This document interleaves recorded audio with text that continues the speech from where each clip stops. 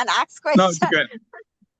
All right, Okay. well, carry on. Thank you, everyone. Carry on. Okay.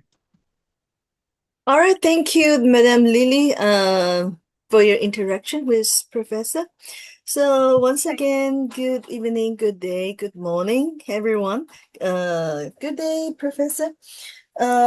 Please, we can start, but before we start, I think I would like to invite you to watch a video.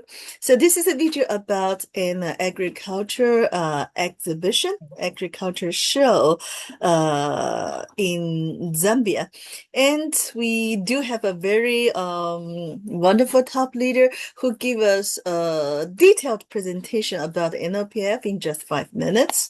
Okay, so I would like to invite you to watch it. And after that, we would like to invite Professor Jason Zhang to give us today's presentation and group discussion. So just give me one moment. I'm going to play the video for you. So please allow me to share this video with you.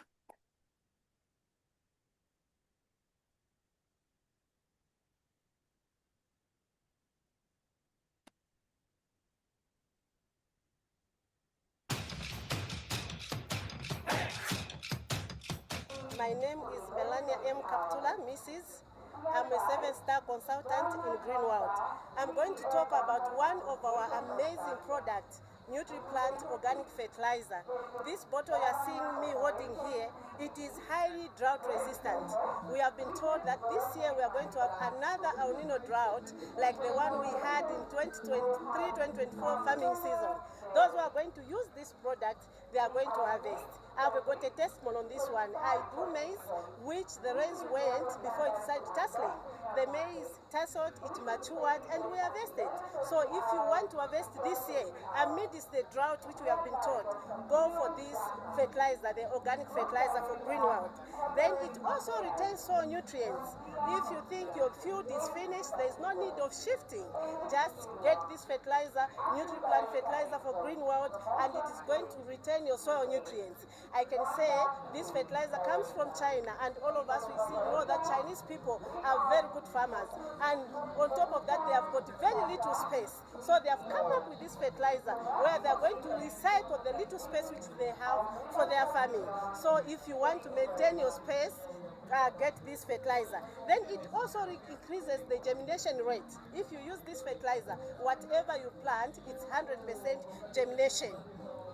It also doubles the yield. I think you can see these crops. These crops actually were not the first ones. These were where you find a plant has got 3, 4, 5 crops, and these were the last ones, maybe the 4th one or the 3rd one. The first ones were salt. It also increases the fruiting period for things like tomatoes, chilies, peppers, those which has got where you are supposed to harvest maybe for 6 months. You find yourself harvesting even for 8, 9 months until you just get tired of harvesting, then you just remove. I'm talking from experience. So come through my fellow farmers and yes, use this fertilizer. It also reduces the maturity period, helping you to reduce on the input. So it also helps with the root structure. With the climate change as Greenworld, we are not worried because we know that whatever we plant, it is going to remain and stay firm in the soil. Suitable for all the plants you would think of. It also improves the quality of plants. It also increases the shelf life. So if you want your produce to have long shelf life, get it. If you want to have natural vegetables, natural plants, whatever you're growing, use this fertilizer, okay? It is suitable for all plants. This one bottle you are seeing me holding here, it covers a hectare till maturity.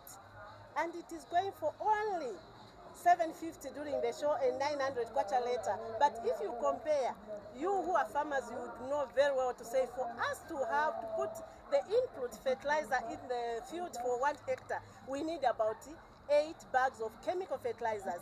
Now imagine you're just getting one. This is highly economic.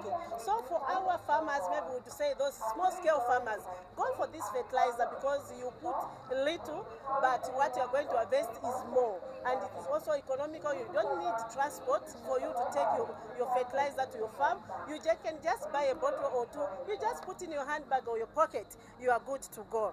Then I've got also the little one in the little bottle in a little version. This is 100 mils.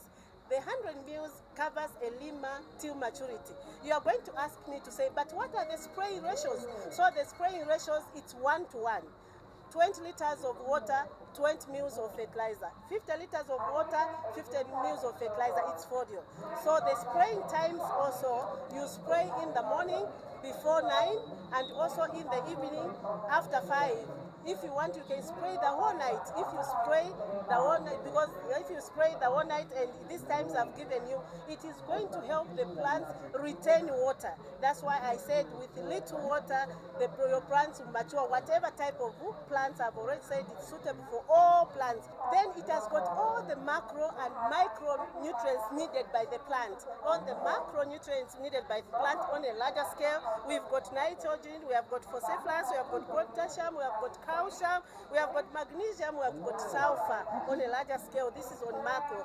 Then on micro, we have got iron, we have got zinc, we have got copper, boron, magnesium, and others. So you will find that it has got everything needed by the plant. This is the fertilizer to go for, my fellow farmers. We are here at the show. You can come to our stand, the Green World stand. Then you can get your fertilizer, so that when you go back, you plant, you never go wrong. Don't get worried about the El Nino drought. Get this fertilizer and you are good to go. Thank you.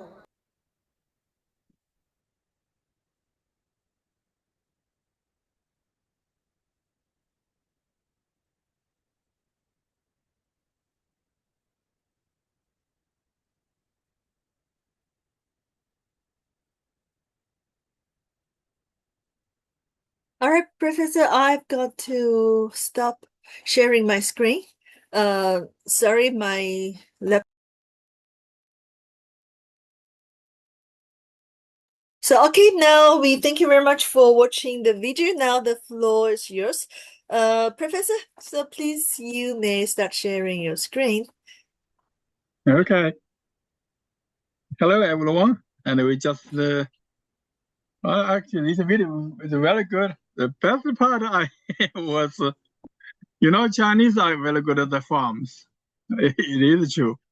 And of course, the US is good at farmers too, but they are good at the large farms. They don't do intensive farming. They do kind of large scale machinery, like several thousand acres land. Our Chinese, we are good at small farms. We like African friends. We do small scale. A lot of people do not big farms. And when I was in graduate school, one of my classmates, she came from where? From Seattle to my state, and I told her we have in the student park, we have every family have kind of a little bit garden in the public place. Everyone family have a little small plot. And she said, "Oh, well, I want to go see what's your plot." I said, "Okay, do I need to show you where it is?" She said, "No, we go over there." So they go over there. She immediately found, okay, which plot is mine? Because she said, I know our Chinese plot must be the best one. So best plot was mine. Okay, it is true. My garden vegetable plot was the best one, so it's very easy to find. We just had Lady Lily from Canada. She has some actually very good news. She has 14 plants for special medicine. That's because these plants we need to harvest the leaves. We don't harvest a lot of seeds stuff. So this is also when we use the NOPF, we always think what an NOPF it is. NOPF, it is kind of more inclined to the nitrogen-based fertilizer. Of course, have PK for the other trace elements, but I have a lot more concentration on the amino acids part. The amino acids we have several functions. Have First, we provide a protein components because the single amino acid is the building blocks of the proteins. Second, the amino acids have the nitrogen part. So they provide N as element for plant to use. And NPF also has an amino acids, the fertilizer also have the immune system function, increase to help the plants improve their strength. Also, they can stimulate plants to growth. It's like give a signal, okay, come on, do a good job. It's like a plant growth hormone feature. They also have the feature. That these things the conventional fertilizer doesn't have. So for this, you use all this, you help the plants grow very well, and you provide amino acids for the protein. For you get a large leaf, especially for lilies, big leaf. You want a big leaf plants, and also you want a lot of nitrogen inside. So give a lot of green stuff. So she was using a 1 ml or she said 1 mg, same thing. We know a 1 mg equal to 1 ml if the liquid is water. If different solution, maybe slightly different, sometimes heavy, 1 ml, maybe heavier than 1 mg, or sometimes a little bit lower, lighter than 1 mg, but we can think 1 mg is equal to 1 ml. So if you do the dilution, if you weigh the 1 mg is for 1 liter, is same thing as a 1 ml to 1 liter. She was using 1 mg for a couple of liters. That's even better. Because we water them, we give, meantime, we give them low concentration of the NOPF. This is better than you give a high concentration at maybe every other week or every 3 weeks. If we water them anyway, if you don't have a lot of plants, you have 14 to 19 plants, you water them anyway. So each time you give them several drops in your water. That is the best fertilizer method. We have been saying fertilizer is not a medicine, not a drugs. We don't have a threshold. We don't have a dosage issue. We only think it's an OPF, it's the nutrients. So like food we eat every day. We can eat a small bowl of the rice, or we can eat a huge bowl of the rice. We not have something special consequences. So each time you water them, you give a little bit drop. This is the best time, best approach for fertilizer. For of course, it's not applied to the large farms because you don't have time. You have to consider your labor as a cost. For gardening, you don't think labor. You think labor is not a labor. It's the time you do the exercises. Each time you go to the garden, actually help you, not waste your time, actually help your health because you do the walking, you do the moving, you do the activities, you increase your body activity, you maybe we get a weight control or blood sugar control. So this is all this. That's very good. And that's what I want to see. Anyone have thing we ask before I talk something else? And let me see if any in the chat room. I have 18 people. Chat room right now is no question. No, So thank you so much, Professor Zhang. Thank you so much for that. That had made me I'm very much happy that I'm doing the right thing. I'm going to see how this comes out, you know. I'm so proud. I'm so proud. I'm hoping to take the NOPF to Guyana. So as I got the plants and I thought of doing it, I said, let me see. And the plants is alive. It's blooming so well. All right, you guys carry on. Thank you. Thank you. Really, I was busy somewhere, But what happened, yesterday I used your elbow support, what you had referred for me. Mm-hmm. I didn't hear you, but for another lady, what on the background saying something I didn't hear. If you can repeat. Well, that's also is a good example. What Lily says.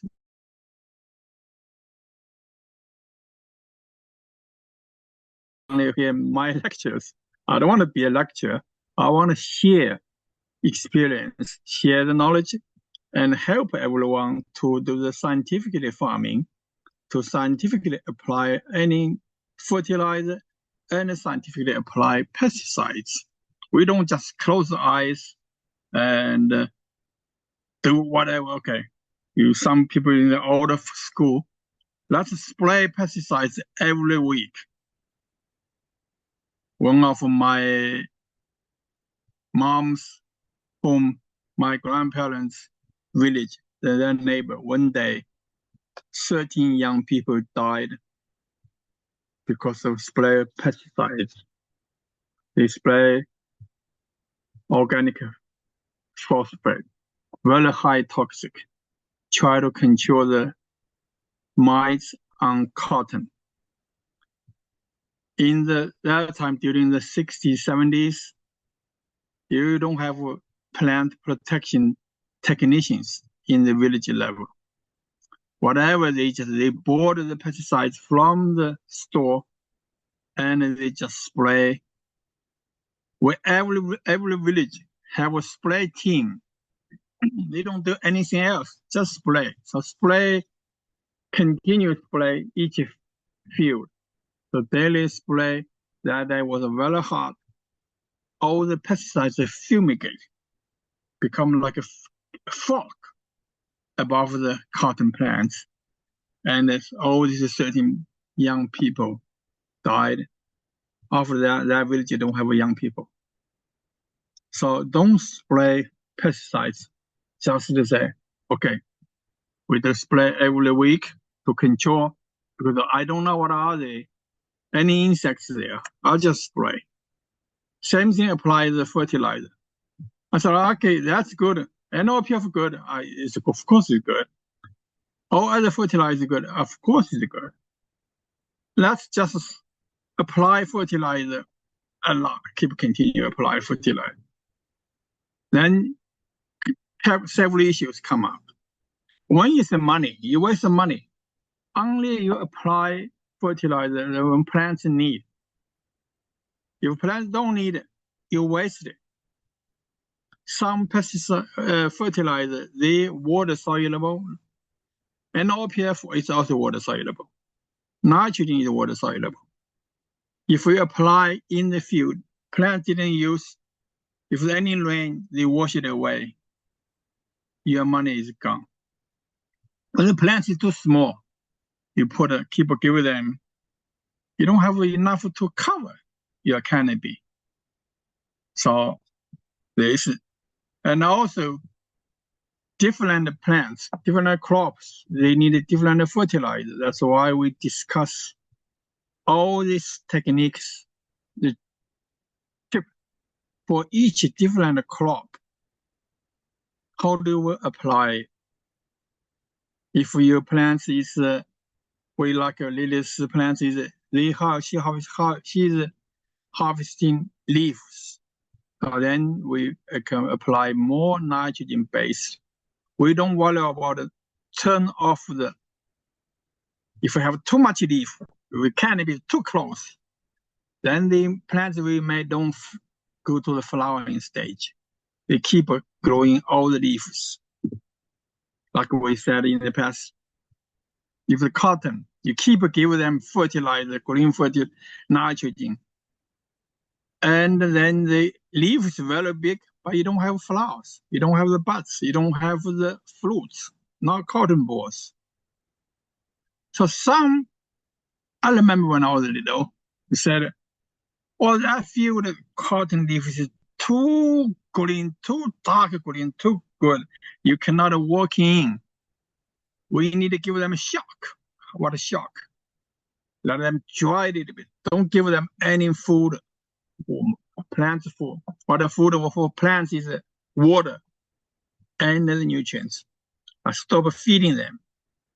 Then they think, oh, we are not going to produce a lot of leaves, but we need, sometimes we need to start the flowering. So plants, they have natural life cycles. They're following the temperature, they're following the season. They want the lifetime, at the time, they should do the flowering. They should go to flowering. So you need to don't give them wrong signals. This is all the knowledge we needed to use each fertilizer for each crop. And let me see.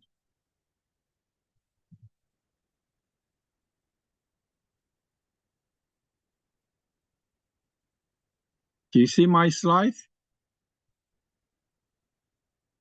Yes, we can see your slides. Okay, I don't see mine. Okay, let's see. I shared, but I don't see mine. Okay, I need to minimize my zooming. Last time somebody asked arrowroot. We have issues for different terminology. Some people, all different, have a couple of issues, can be confused. This, on the right side, you can saw arrowroot. There's somebody call this as arrowroot. This actually is from my plant. After they asked, and so I go to my backyard, as I took a picture for my arrowroot. Actually, underneath, actually have another plant inside. Anyone see? So this is a taro, or called arrowroot. These little ones, they actually arrowhead. So it's different, but I got confused there. But shape, the leaf shape is similar. It's a kind of arrow shape. And taro is my best favorite vegetables. I like steam and I like stir fry. It's very nice. This, I like this too. I don't plant taro that much. I plant arrowhead just for fun. Only I harvested like one or twice totally in my lifetime. When I was little, actually, we planted because my hometown is much warmer than here. So we planted by the bank of the canal, and we have, my hometown is like 40% of the land is the water.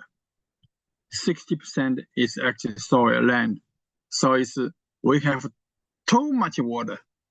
And you can, in the water, we plant all kinds of aquatic plants, including this arrowhead.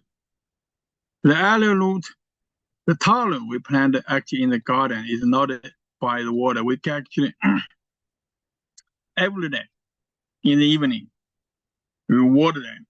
And flooding is water. So this is a nice thing, or give me a lot of nice memory. For this arrowroot, that's what I was thinking. The friend last time they asked, is this plant?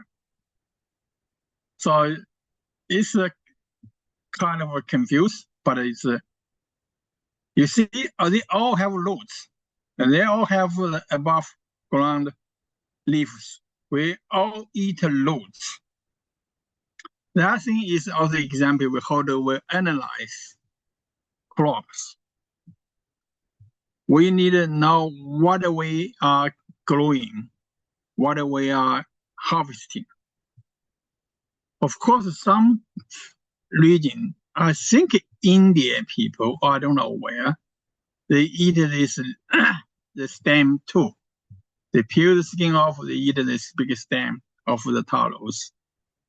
I never eat it, but I was told it's edible. Nobody eat these leaves.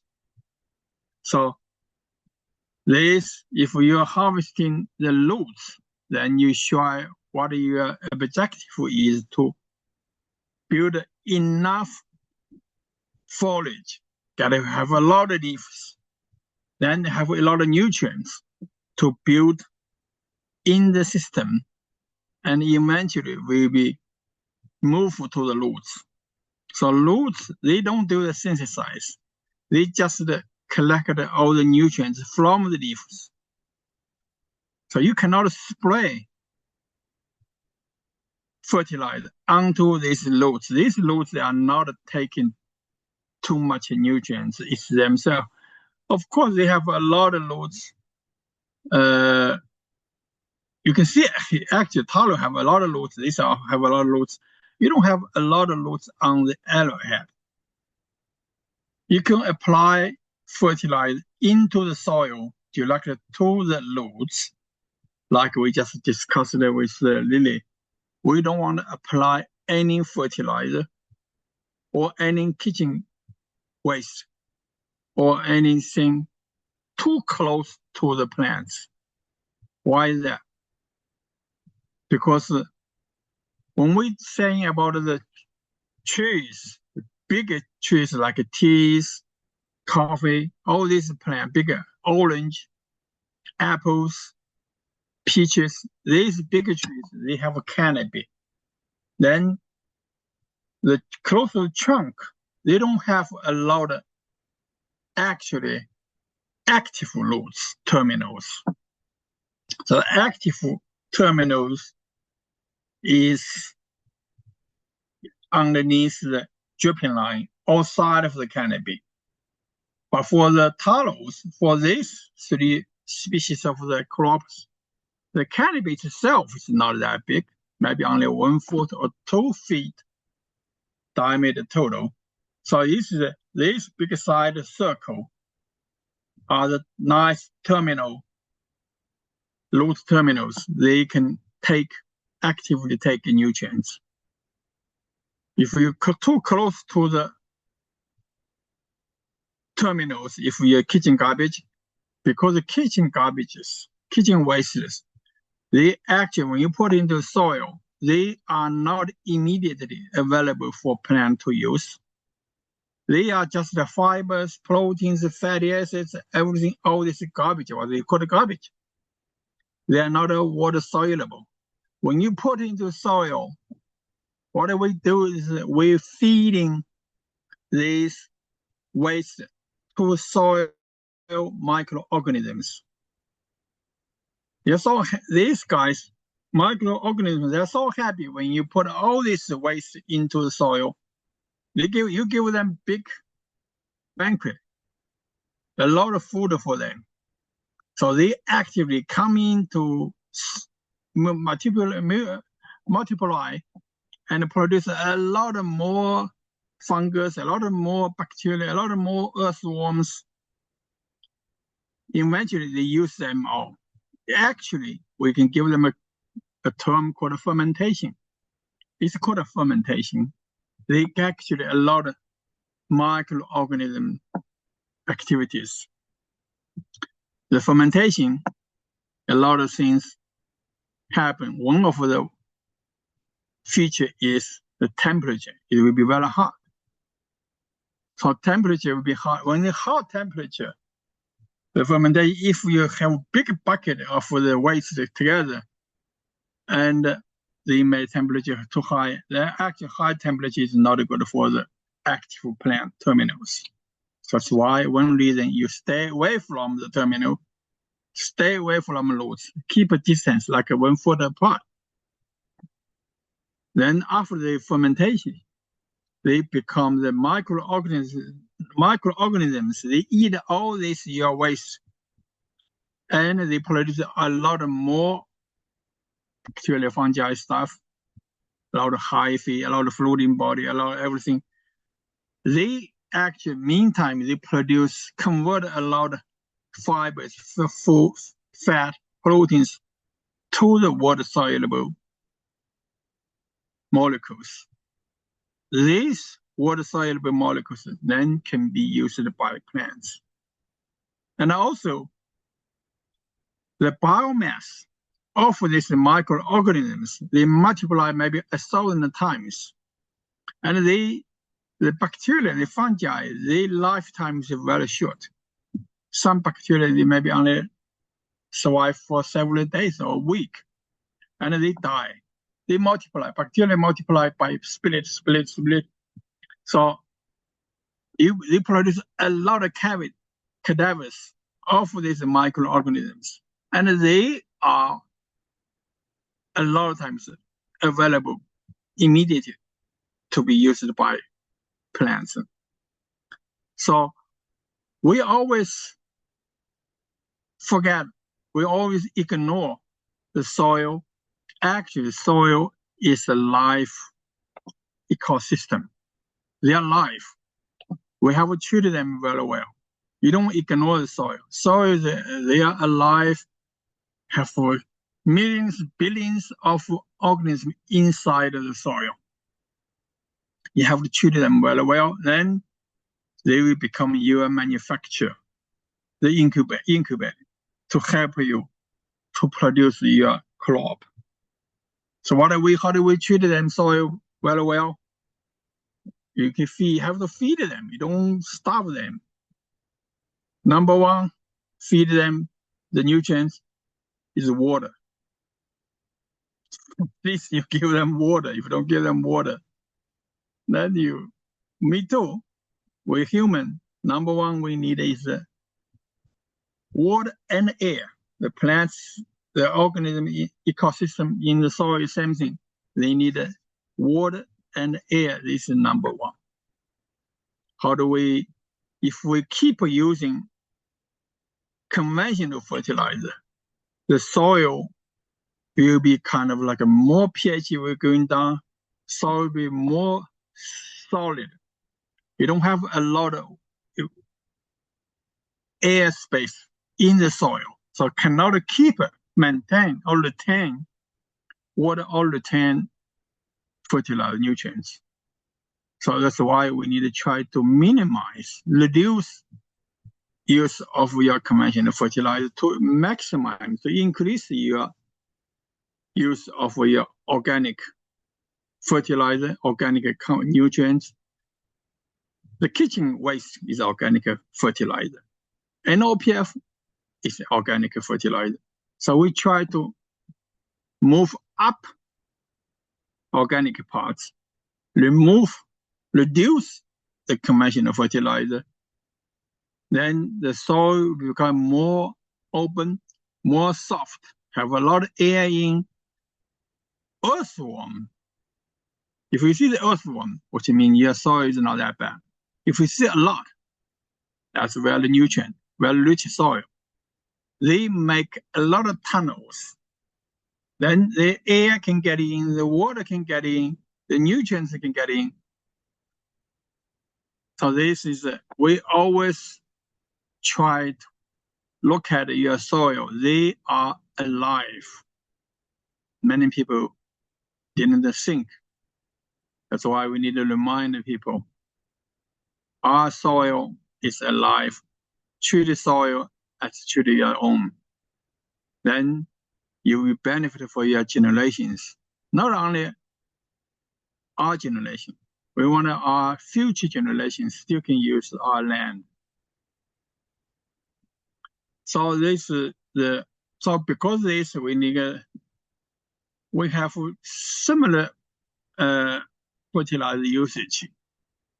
This is what we try to differentiate what different species for the tallow. Some people call it tallow aloe plant too, but we don't need to go to this is the family. So Talo and arrowroot are two different family. Of course, different species. This is a species name. If you take any biology course, you know, if you scientific name here, the genus name, species name is a family name. So you immediately know, okay, what a feature, what are the characteristics of each species by you see which family it is. For the hollow or arrowroot application, we are not talking about the arrowhead. Arrowhead, maybe you don't have it. It's taste. Arrowhead, I like it. Many people don't like. This, a lot of people don't like because when you eat it, you have a little bit. Anyone had it before? A little bit bit. Actually, it's a lot of textures open more solid. You cannot soften them that much. Not like a taro. You cook long enough, they will be very soft. But this is not very soft. You have to cook with some meat. If actually I like it, I don't need to add any meat, anything. Many people don't like. This one, I never had it. The arrowroot, some people said is no taste. You just starch harvest your to become material to make something else in order to directly eat them. So you need to just harvest the starch. So apply the fertilizer. How do we apply fertilizer for this taro or arrowroot? We have several methods. We have been talking about this. The foliar spray, the foliar spray. The foliar spray is have issue because we see the leaf. These leaves are not. You have a lot of very slippery. The leaf is it's hard to spray on it. This may be better. You can spray. You can spray on this taro root, but it's hard to spray on the taro leaves because like when you see raining time, the water running away immediately. So, of course, we try to spray on the back of the leaf. If this will be best. Why we spray onto the back of the leaves instead of the top of the leaves? We don't. Not only thing because the top leaf is more waxy, more slippery. You cannot hold any water, cannot hold any nutrients, because we don't have a lot of openings on the top of the surface. Actually, they have more openings on the back of the leaf. Back of the leaf actually sometimes is not that shiny, so maybe can hold. But don't spray if you're running off. If you spray too much, you're running off. But you don't waste it. Why? Because your roots is immediately underneath your roots. So even if you're running away, the fertilizer running off the leaf, you still inside your circle. So the roots can take it. When the roots take it, of course, the arrowroot may be not aquatic. This taro arrowroot actually is kind of aquatic plants. You cannot let them dry anyway. So your soil is always moist or wet. When I plant this, we always give them water every day, every evening. We don't give them water during the daytime. Anyone think of why we don't water plants during the daytime in the summer? Because the summertime, if you water them, you give them a lot of water, can kill the plants. The air temperature will be very high. Maybe like yesterday, we have 97 degrees. Oh, We are using F Fahrenheit in US. We don't use centigrade. So now yesterday was 97. I think it's close to 38 degrees C. If you go above 100, which means above 40 degrees C, the plants, the leaf will be at 40 degrees C. And then when you give them water, the roots will be immediately, the temperature will be cooling down. So now your soil temperature is different from your air temperature. Your above ground, the plant's temperature is at 40 degrees C. Your soil temperature maybe is 25. This difference, the 15 degrees difference, can kill your plants. Why? Because the metabolism, the ratio, the speed is temperature dependent. The temperature is high, the molecules move faster. So at 40 degrees above ground, the water evaporates very fast at 40 degrees speed. And the plant's roots, they're sucking water. If you didn't water them, the roots was maybe 35, maybe 38 degrees C, but it's not 15 degrees lower. So it's kind of like not enough, but it's got enough. Don't get the plants wilt. If you give them a cool water immediately at the middle of the day, 12 o'clock, and your soil will be, temperature will decrease from 30, 40 degrees, immediately go to 25. Then the soil think, oh, my roots, I'm enjoying the time. I'm taking the water at a speed of 25 degrees C. So it's much slower. Then when on top of the leaf, they're moving very fast. The water gone. At the bottom, the water not coming at the same speed, and they have make a difference. Actually, have like air bubbles in the vessels. Then plants will wilt, will die off. This is called, one have a physiological term. Plant physiological term is called physiological jolt. It's not a jolt. It's not dry. You have so much water in the soil, but the plants think we don't have water because you cannot take the water from the soil. So that's the thing you need. One of the reasons you avoid water plants during the hot time. You try to water the plants at the lowest temperature. So we always water talos, cottons in the evening after 9 o'clock. We don't see anything. When we water the cotton plants, we water them at 3 o'clock in the morning. So the temperature in the soil and the air is the same. And actually soil, the water is same temperature. So we water them at 3 o'clock, and when the sunshine coming at 7 or at 9 o'clock, we give them enough 4 or 5 hours. The plants can totally use this water. And so this way, we always water the cottons at 3 to 4 o'clock.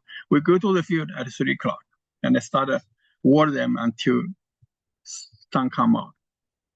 So this is one of the why the water is also a science. The fertilizer, we need scientifically apply the fertilizer. We need to scientifically apply pesticides. We also need to scientifically apply to water the plants.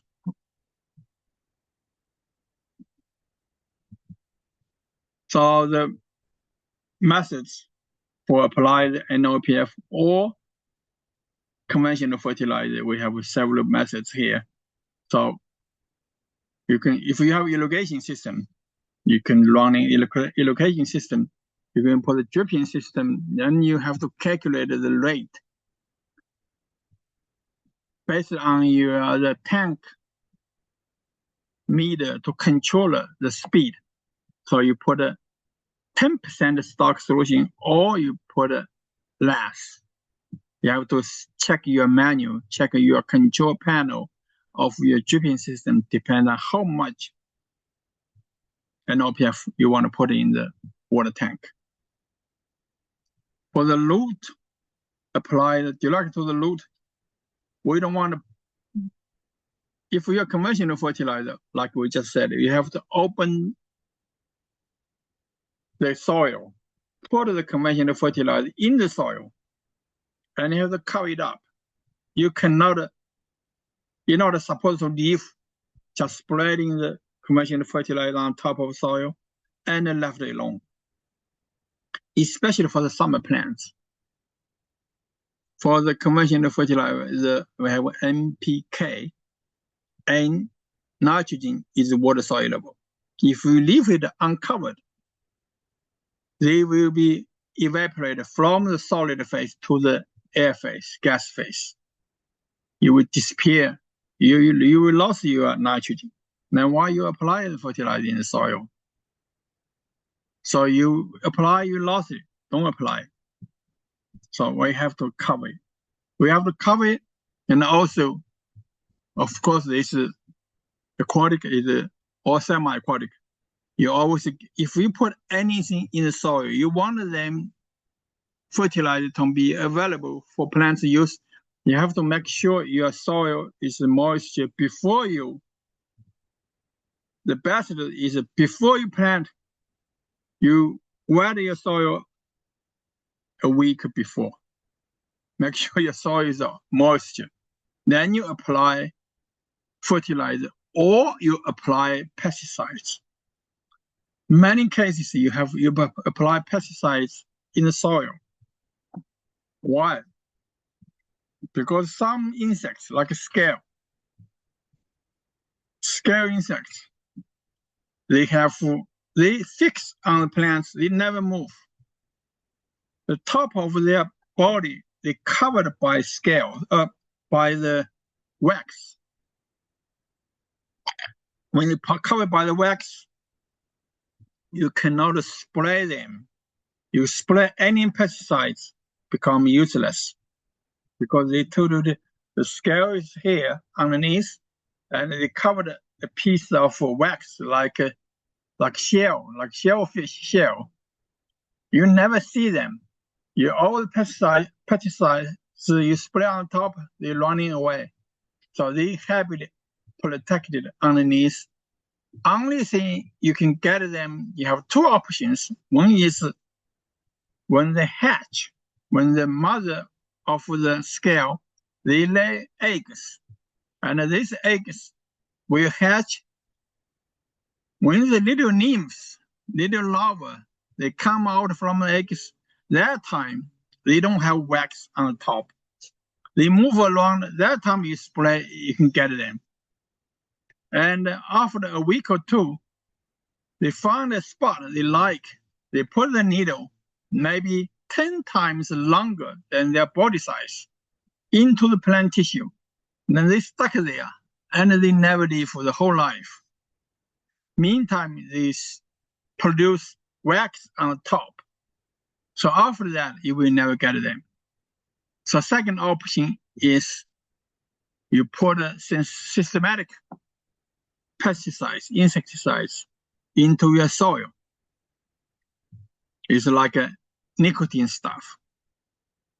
You inject or you spray into the soil to cover it, and like the nutrients taken by the terminal of the roots, and we will circulate these pesticides into the whole plants. That's why we call it systematic pesticides. Make sure that pesticides is systematic. It's not only work on the contact. If only work by the contact, then the activity will be lost, then you cannot use it. Only use the systematic and long-lasting. If the pesticides can last a month or so. Then you can use the injection or put into the soil. Then the plants will take, make sure cover it, and take it to the plants that eventually can kill the scales. Also, like some aphids. Same, aphids is better than scales. Aphids don't have the cover, but aphids, they have too many. You will miss them. If you use a systematic pesticides, insecticides, you can get them more efficient way.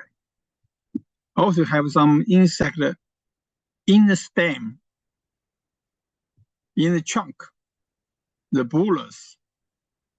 You cannot spray them anyway because they're all hiding inside of the plants. So that one you need a systematic. These all need to be going to the root.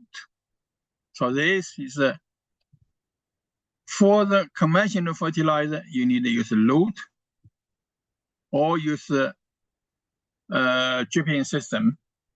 For the NLPF, the best way is foliar application.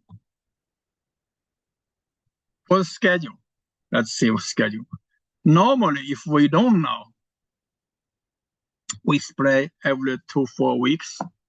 And so, because we kind of like these, both talos or aloe or roots, they are kind of a vegetative. We're not harvesting seeds, not the flowering. So we are kind of, you never get too much for the fertilizer. You can use like every 4 to 4 weeks. That's no problem. The ratio for the, you can see I can put a 1 to 500 dilution or 1000 dilution, which means if you put a 1 ml to 1 liter, it's a 1000 dilution. If you put a, no, this is a, I think I put something wrong. So if we put a 500, it should be 2 ml to 1 liter. So that's wrong. Let me delete it. Don't make it confused. I'll make a slide. Sometimes my brain is not working.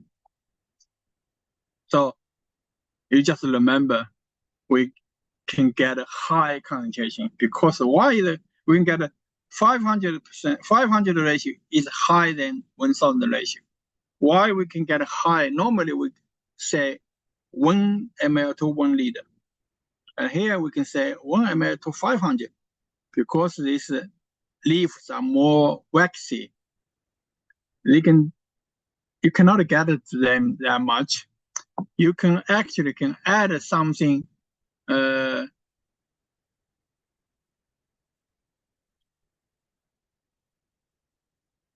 If you need, you may need to add something sticky agent, like a detergent. You can put a couple of drops of detergent because the leaf is so waxy, and you put anything on the top of the leaf, running away. How can they make it stick? You make it because the water, the spraying, the droplets is too circle, too round. That's why they're running away.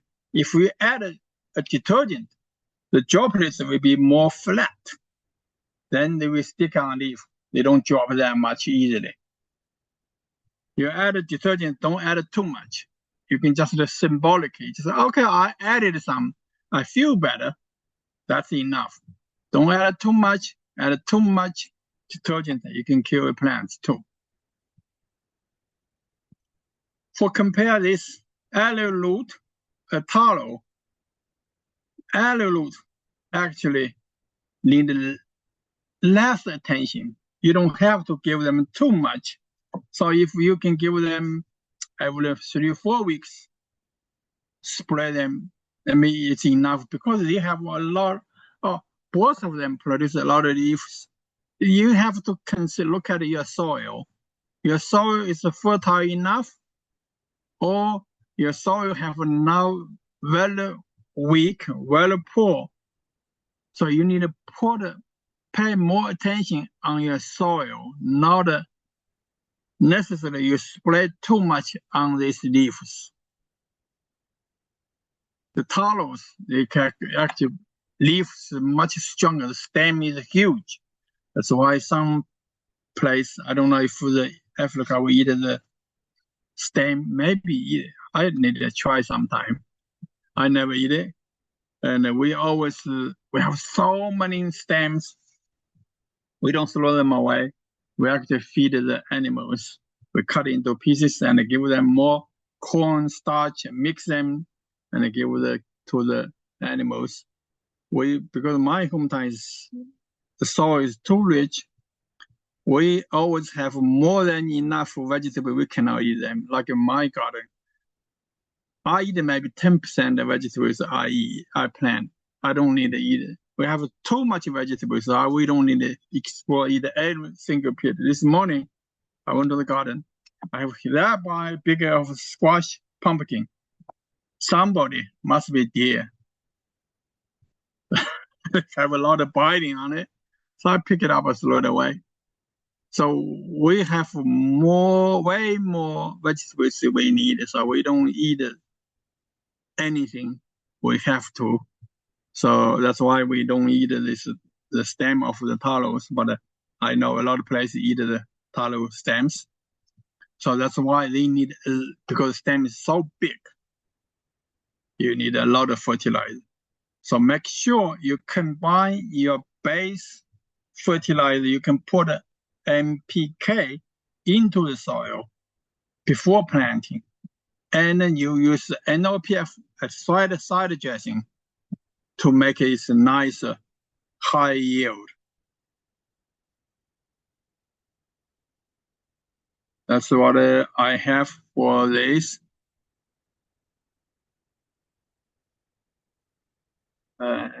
Anything we want people ask? Let me go to the Zoom to see for any messages. Oh, okay. Not too much messages, so no questions, and I'm not going to finish it. And we can see you next week. Next week, I'm going to Washington, D.C. I'm going to leave on Monday, come back on Friday. We have a national meeting. And agriculture specialists, we have a meeting in Washington, D.C. You all have a good weekend. All right, thank you. Thank you, Professor. Thank you so much for this presentation. Thank you for being with us. Please, next Saturday, we are going to have another presentation in basic knowledge of NLPF by Madam Minnie Min, and after 2 weeks, the same group discussion hosted by Professor. So you enjoy a nice weekend, and we see you next Saturday. Thank you so much once again. Yeah, Professor, you have a nice trip. Next Saturday, I will still answer your questions if you have. So still come if you have questions. Sure. So you have a nice week to Washington, D.C. Okay, thank you. Thank you.